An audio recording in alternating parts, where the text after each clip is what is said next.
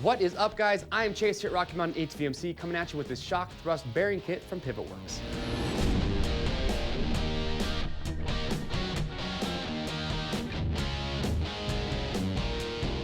All right, so when it comes to your motorcycle or your ATV, obviously you want your rear suspension to work as best as possible. Now for that to happen, you need everything to work fluidly and you don't want to have any binding in your rear shock.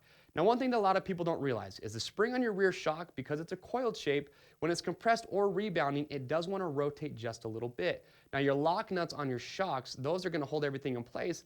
The problem is they don't allow that spring to rotate when it's compressing or rebounding. If it can't rotate, that can cause a little bit of binding. So that is why this thrust bearing kit from PivotWorks is a nice upgrade to have for your suspension. So what comes included? Well, you're going to have 2 thrust washers. You're going to have your thrust bearing washer, which is this right here. It's going to have your needle bearings on the inside. So you just take this. You want to pack it with grease first. Keep that in mind. They are going to supply grease for you to do that. So you pack it with grease. Then you're just going to take one of your washers, place it in there. You're going to have 2 O-rings. One's going to go on the outside, and then the other is going to go on the inside. That's going to give you a nice tight seal to keep dust, debris out.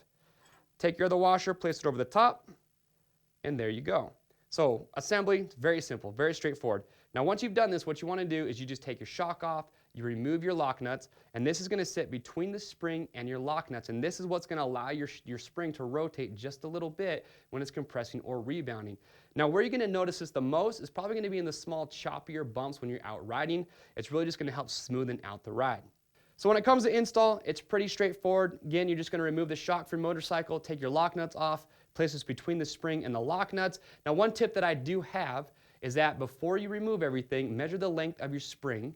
That way when you're putting everything back together, you're going to already know how far you should compress your spring roughly. That's going to save you a lot of time when you're getting your bike set back up. Now if you've never removed a shock from a motorcycle, you're not really sure how, do not stress about it. We have a how-to video. We do a shock rebuild. We show you step-by-step how to remove one, but do not hesitate. Give us a call, comment below, or chat live online. We will make sure that we get your questions answered. These are machine specific, so when you are picking yours up, just make sure you enter the make, the model, and the year of your bike or your ATV to make sure you get the right one. And guys, if you haven't serviced your rear suspension or your front for a pretty long time, I highly recommend you do so.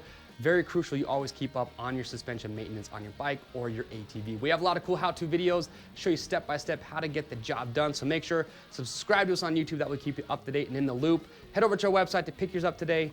I'm Chase here at Rocky Mountain, and we'll see you on the trails.